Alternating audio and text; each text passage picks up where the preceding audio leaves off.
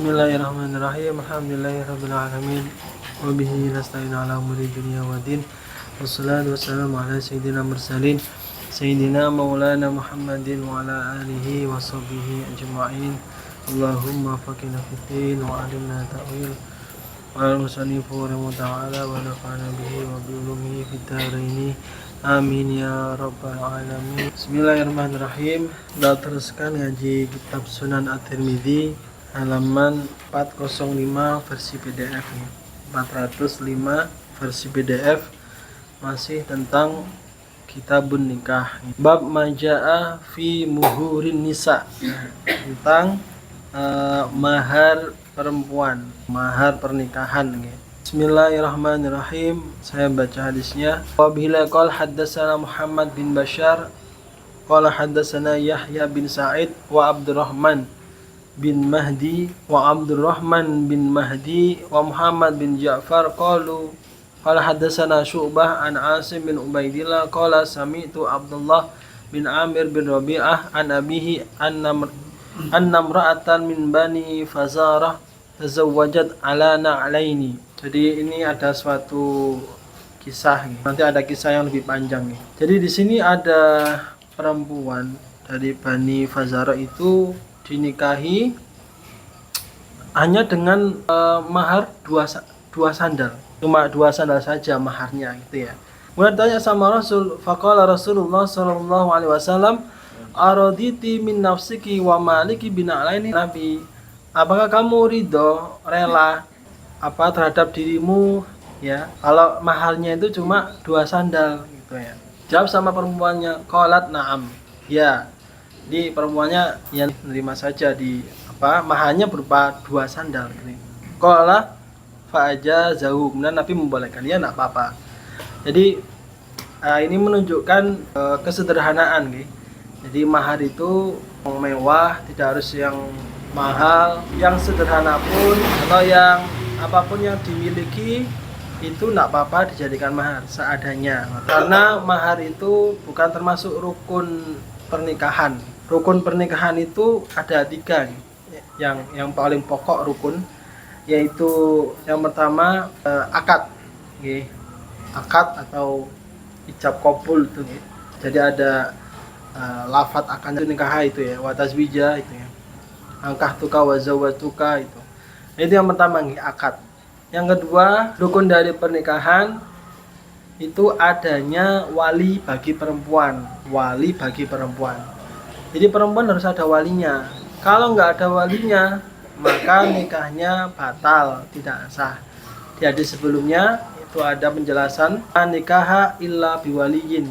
Nikah itu tidak sah kalau tidak ada wali. Jadi perempuan harus ada walinya. Yang ketiga, rukun yang ketiga, harus ada 2 orang saksi. Harus ada saksinya. Jadi kudu ana sing ndelok gitu ya. Paling minimal 2. Misalnya saksinya sah, ya sah gitu misalnya. Nah, itu sebagai saksi ya. Yang 3 ini harus ada. Kalau 3 ini salah satu tidak ada, maka nikahnya menjadi batal, gak sah. Harus ada akad, wali bagi perempuan dan 2 orang saksi. Nah, mahar itu masuknya ke kewajiban bagi, meski ada pun kalau mahar tidak ada, memang benar-benar nggak ada, pernikahan masih tetap sah gitu nih. Jadi tidak membatalkan pernikahan karena mahar itu tidak termasuk dari rukun. Jadi rukun itu harus terpenuhi rukun. Kalau rukun ada yang tidak terpenuhi maka menjadi batal, tidak sah. Nah, di sini maharnya cuma 2 sandal dan perempuannya rela ya, ini sangat ikhlas ya menerima. Wa fil bab Hurairah wa Sa'al bin Sa'id wa Abi Sa'id wa Anas wa Aisyah wa Jabir wa Abi Radin al-Aslami hadis Amir bin Rabi'ah hadisun hasanun sahih. Wa ikhtalafa al-ilmi fil mahri. Wa qala ba'du al-ilmi al-mahru ala ma taradu alaihi. Wa huwa qaulu Sufyan ats-Tsauri, Syafi'i wa Ahmad wa Isa. Nah, di sini ulama berbeda pendapat tentang batas mahar. Mahar itu ada batasnya enggak sih gitu kan? Ada kriterianya enggak gitu. Wa qala Malik bin Anas la yakun mahru aqallu min rubu'in dinar wa qala badal Kufah la yakunu mahr aqalla min asyrati darahim. Nah, di sini berbeda pendapat. Ada berpendapat Mahar itu pokoknya yang sama-sama ikhlas, sama-sama ridho, sama-sama rela, ya, sama-sama setuju. Nah itu enggak apa-apa. Alama taradu alai. Ada pendapat Imam Malik bin Anas, pokoknya tidak boleh lebih sedikit dari seperempat dinar, tidak boleh di bawah seperempat dinar, tidak boleh. Jadi ada yang membatasi. Ada yang membatasi tidak boleh sedikit dari 10 dirham. Cuman kalau kita ambil ya yang Syafi'iyah ini, yang penting sama-sama rela, ikhlas, ya maka tidak ada masalah. Babun minhu masih sama.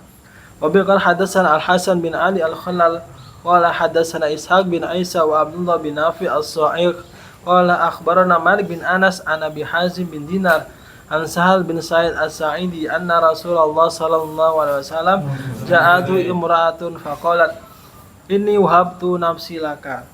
Nah, di sini ada suatu kisah. Jadi ada perempuan itu datang kepada Kanjeng Nabi. Kemudian si perempuan berkata, "Inni wahabtu nafsi laka." Wahai Nabi, saya menyerahkan diriku untuk panjenengan. Maksudnya ingin untuk dinikahi ke jenengan gitu nih. Fa qamat tawilan. Nah, kemudian si perempuan nunggu agak lama.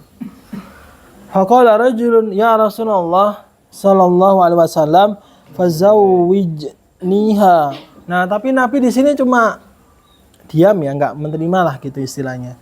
Nah, kemudian ada sahabat di sampingnya itu tanya kepada Nabi, "Wahai Nabi, kalau memang Nabi tidak mau untuk saya saja, gitu, nikahkan untukku perempuannya. Illam takun laha biya hajatun." Jika engkau tidak kerso, tidak mau gitu ya. Faqala, ditanya sama Nabi si pemuda ini, "Hal indaka min syai'in tusdikuha?" Kamu punya sesuatu enggak buat maharnya atau buat sesuatu dikasihkan ke dia jadi mahar? Ditanya sama Nabi. Faqala, dijawab sama pemuda, "Ma, saya itu tidak punya apapun kecuali hanya pakaian saya saja gitu." Jadi dia cuma punya pakaian saja gitu ya. Faqala Rasulullah sallallahu alaihi wasallam, "Izaraka in a'taitaha jalasta wala izarolaka." No, cuma pakaian saja, kamu ini bondo baju tok gitu ya. Jika kamu memberikan pakaianmu, nanti kamu gak pakai baju gitu ya, kata Nabi. Kamu nanti gak pakai apa-apa gitu ya.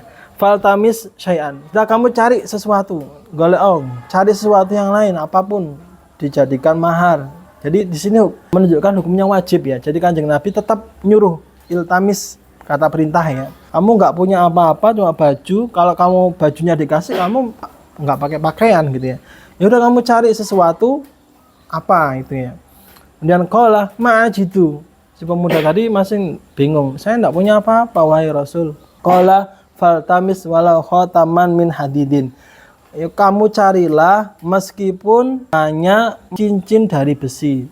Nah, wes kalau kamu punya cincin dari besi kayak jadi mahar gitu ya. Nah, cincin dari besi ini juga menunjukkan kesederhanaan ya. Sama kayak sandal tadi.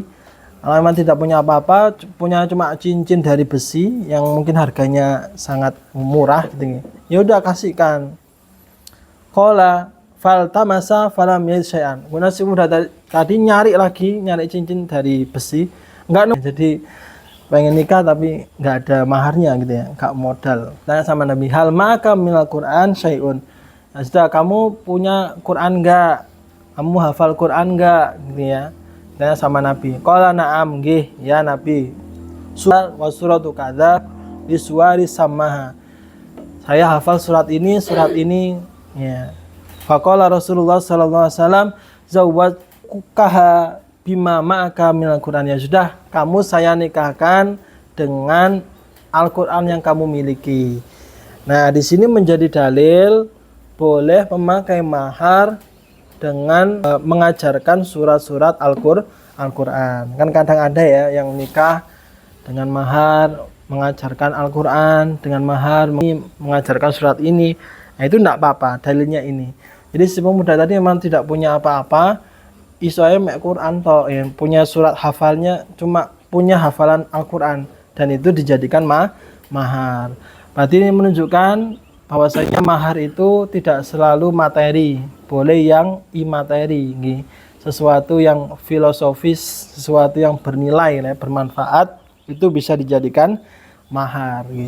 Hada hadisun hasanun sahih. Ini hadisnya sahih. Dhaba Asy-Syafi'i ila hadzal hadis faqala illam yakun lahu syai'un yusdikuha fatazawwajaha ala suratin minal Qur'an fanikahu jaiz.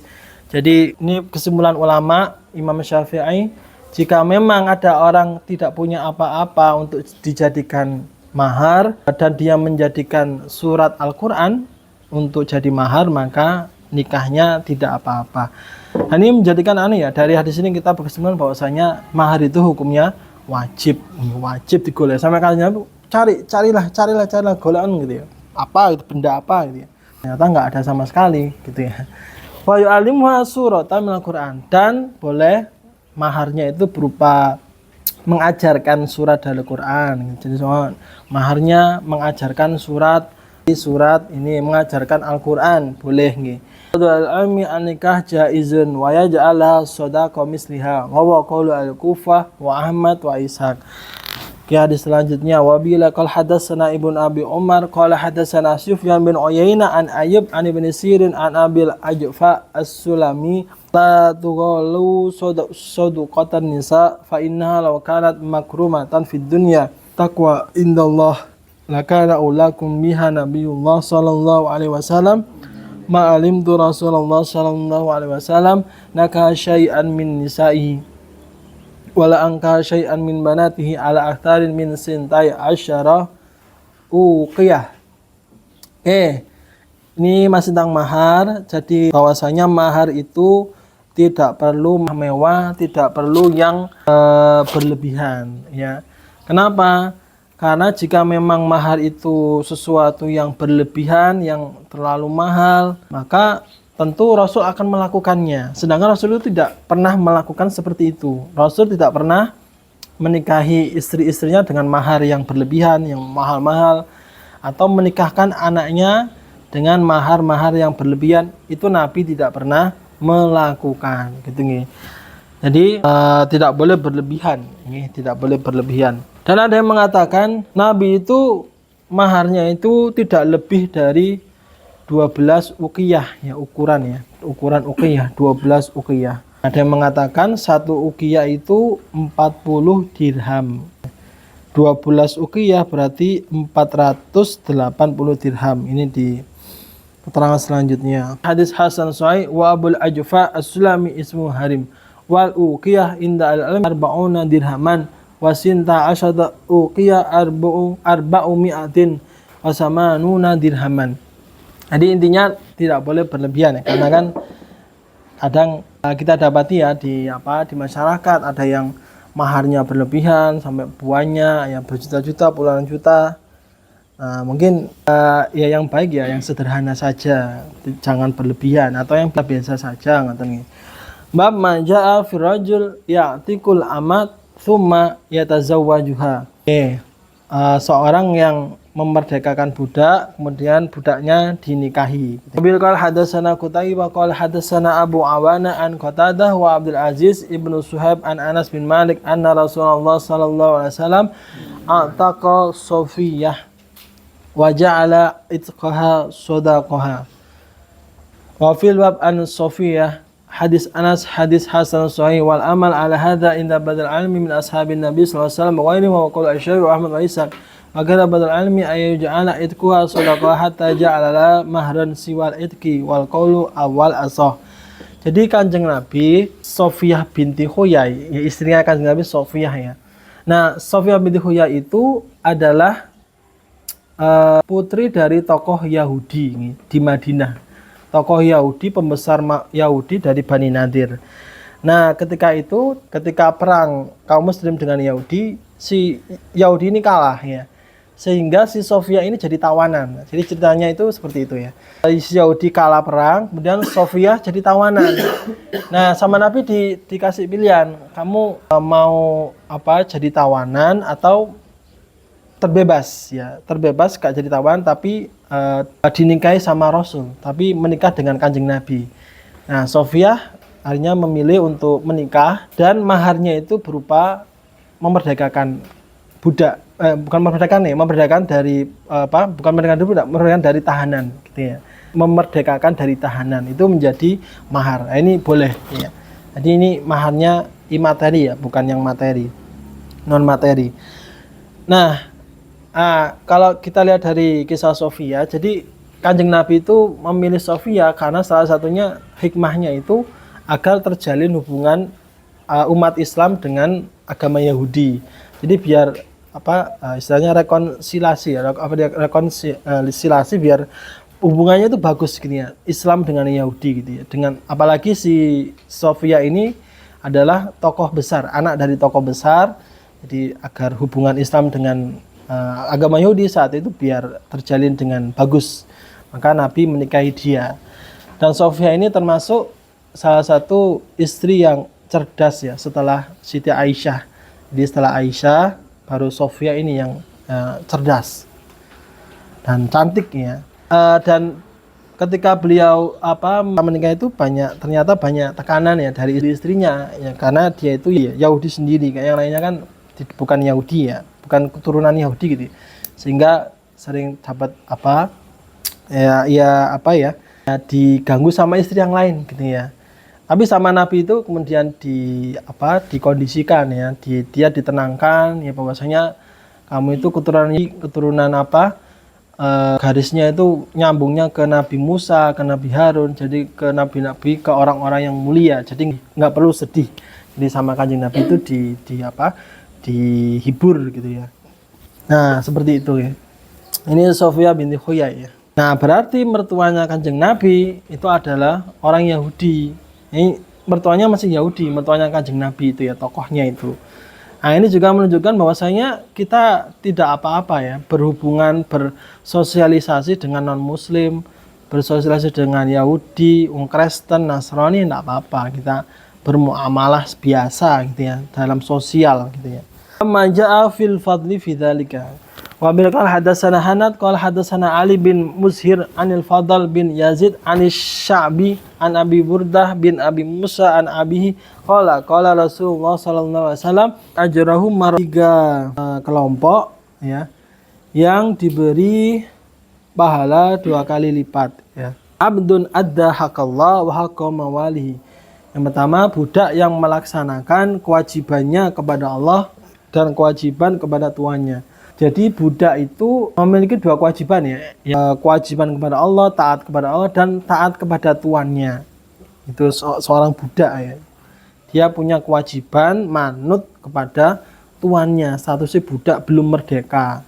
Saat itu ya, sekarang sudah tidak ada perbudakan. Budak seperti itu pahalanya double, 2 kali lipat. Warajulun kanat indau jariyah wadi'atun fa'addabaha fa'ahsana adabaha thumma taqaha thumma tazawwajaha yabtaghi bidzalika wajhallah fadzalika yu'ta ajrahu marataini.